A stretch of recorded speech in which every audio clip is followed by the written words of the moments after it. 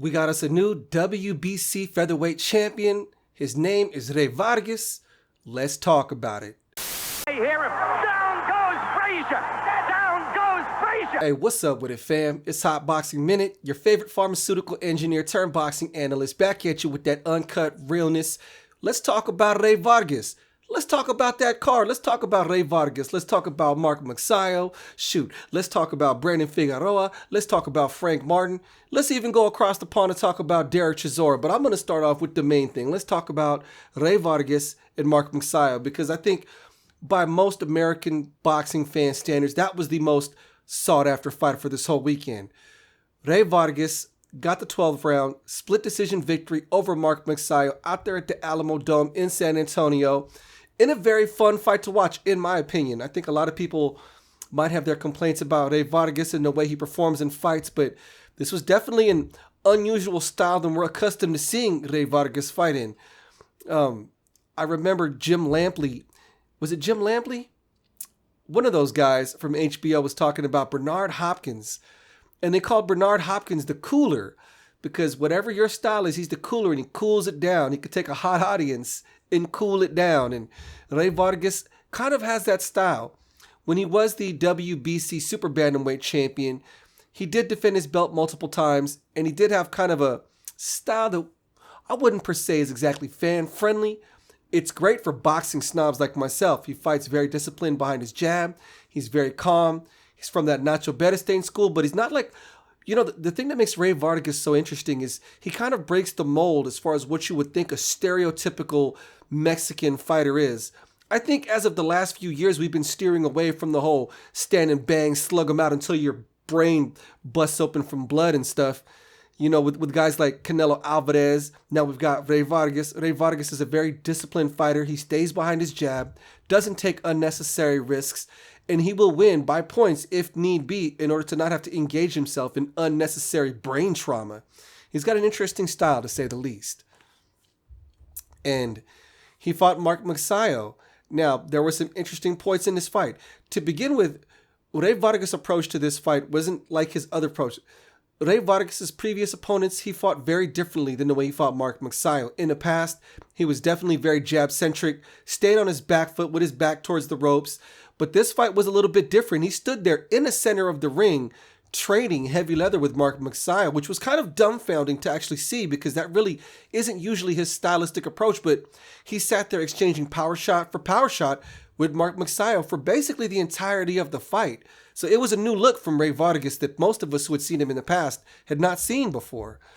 And he really wasn't living behind his jab, although he did use his jab. He was definitely heavily depending on his uppercuts, which he landed quite successfully. There was a scare in the 9th round. He did get a knockdown in favor of Mark Magsayo. He got up from that knockdown, and in round 10, he looked fairly wobbled. But Mark Magsayo, just like in the Gary Russell Jr. fight, where he had Gary Russell Jr. down to one arm, but still didn't manage to seize the moment, the same thing kind of happened again to Mark Magsayo. He had Rey Vargas in a 10th round a little bit hurt, but didn't capitalize on it. And that's something Mark Magsayo with Freddie Roach, when they go back to the drawing board, should Mark Magsayo decide to stick with Freddie Roach, they have to go back there and address that. Why in those pivotal moments, when Gary Russell Jr. only has one arm, when Rey Vargas is visibly stunned in the 10th round, why doesn't Mark Magsayo capitalize on that? You got to. In this game, those chances and those opportunities are few and far between. You have to take them when you see the openings if you want to be elite in the sport of boxing. And Mark Magsayo got a 12-round unanimous decision win. Now, oddly enough, after Rey Vargas got that decision win, there was a lot of people online. I don't know how, I don't know why we're screaming robbery.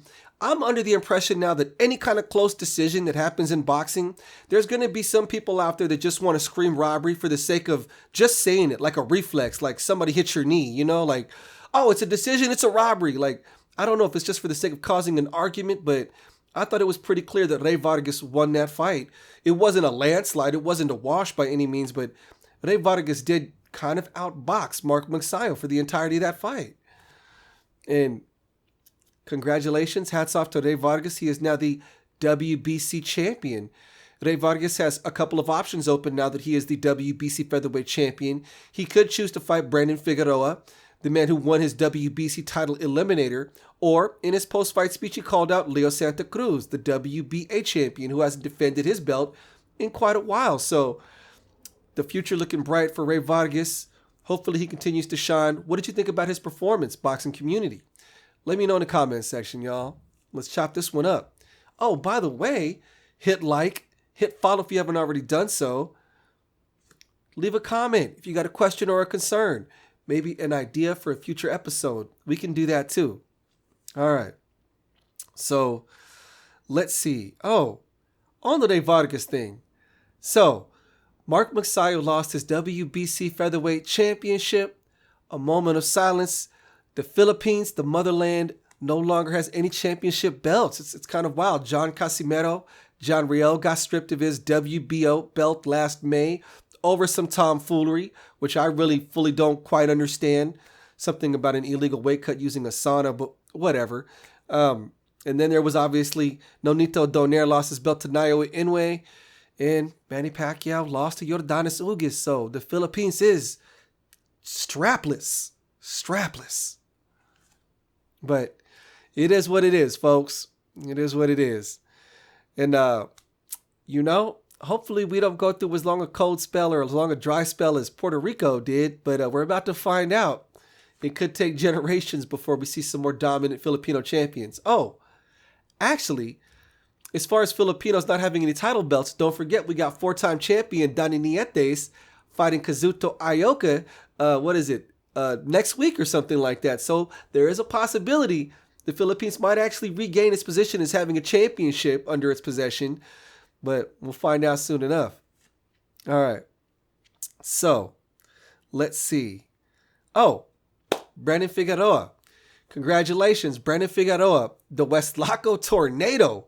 Man, it was an interesting fight with Carlos Castro up until Carlos Castro couldn't handle it. The fight was very competitive pretty much the whole way through. It was a very interesting fight because Brandon Figueroa actually started the fight at a much more tempered pace as opposed to coming out like a whirlwind throwing insane amounts of volume. I mean, he throws over 100 punches around easily. That's kind of like his average. I don't know the exact number, but I've seen him throw as high as like 130, 140, 150 punches in a round. The man is a cardio king. He just throws punches, but he was very tempered and paced, relying a lot more on his technical skill in this fight with Carlos Castro. Carlos Castro came in there cornered by Robert Alcazar.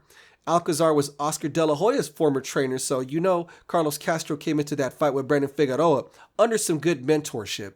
And he showed it because he was fighting very intelligently, was moving laterally, but ultimately Brandon Figueroa's style was just a little bit too much pressure for him to handle. He broke under it. And he did get knocked down in the third round. Brandon Figueroa has that double right hook thing that he did. He ended up dropping him. He did make it competitive for the fourth and the fifth round. It got to the sixth, and they were tussling there in the corner.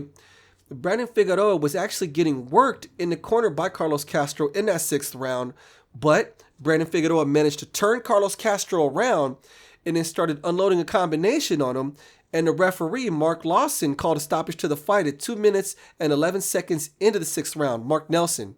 Okay. I keep getting these guys' names wrong. Mark Lawson. Where did I get Lawson from? I don't really know. Anyways, Brandon Figueroa managed to get Carlos Castro turned around against the ropes after Brandon Figueroa was already taking punishment. And then Mark Nelson called a stop to the fight shortly after Brandon Figueroa turned Carlos Castro around and started putting combos together on him. Some were saying it might have been premature. At 2 minutes and 11 seconds into the sixth round, Mark Nelson gave the stoppage victory to Brandon Figueroa. I'm still not sure if it was a unnecessarily early call for a stoppage. Boxing community, what do you think? It's highly debatable. So let me know your opinion in the comment section about that fight, because Mark Nelson did let the action go in, the third round after Carlos Castro got knocked down. He was, I thought in my opinion, taking more shots against the ropes after he got knocked down in the third, and Mark Nelson didn't call it, respectably, because Carlos Castro was still there about all of his wits. But in the sixth round, when Mark Nelson called it for Carlos Castro, he almost immediately after 5 or 6 seconds after being turned, called it. Now, Carlos Castro wasn't protesting much.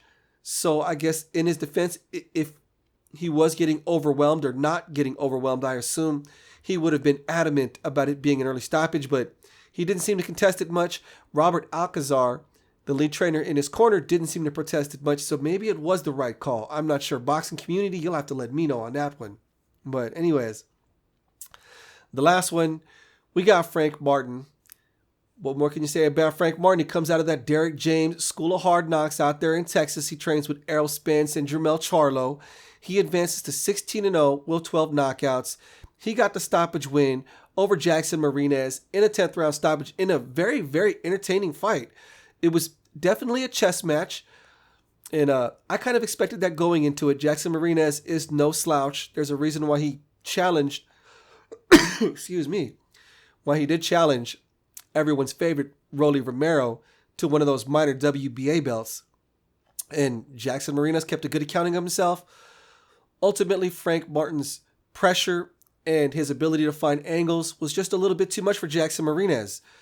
Jackson Marinez got dropped in the 9th round by a counter left hook, and I think it was a right hook if I'm not mistaken.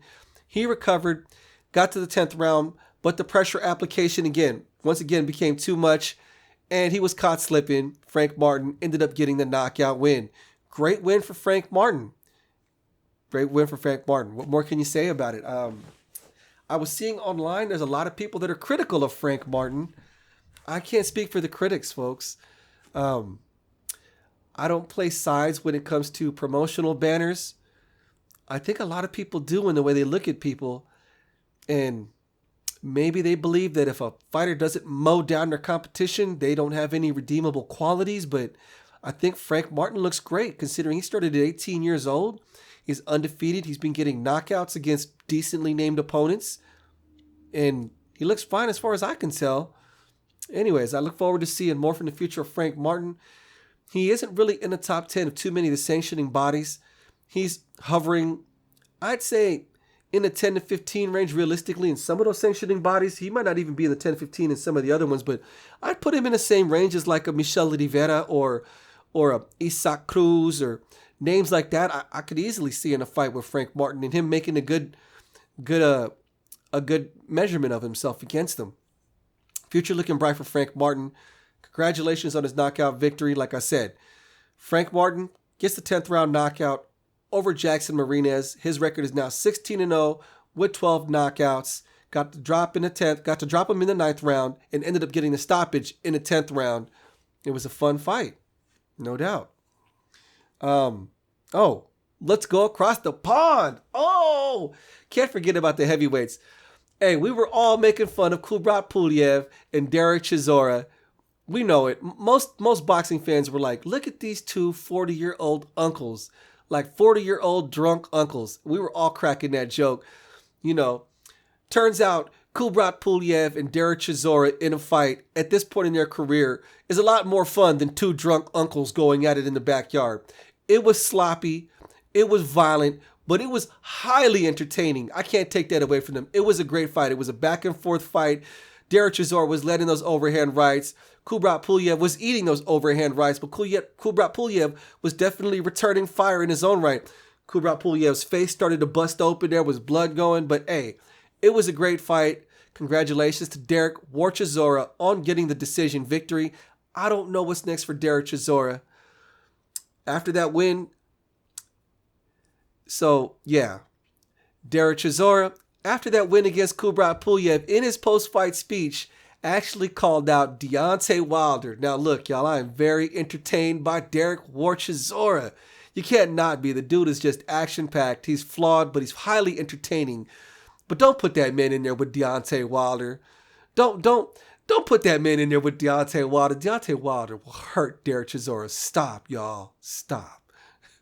Anyways, much love to Del Boy. I hope he doesn't fight. Deontay Wilder. Oh, Lord. Anyways, boxing community, what did you think about those fights this weekend? We had the fight with Rey Vargas and Mark Magsayo. We had Brandon Figueroa fighting Carlos Castro, Jackson Marinez, Frank Martin, Derek Chisora, and Kubrat Pulev. Give me those opinions. Let me know in the comments section, y'all. Hit that like button. Press follow if you haven't already done so. This is Hot Boxing Minute, folks. Cop a shirt. Anyways,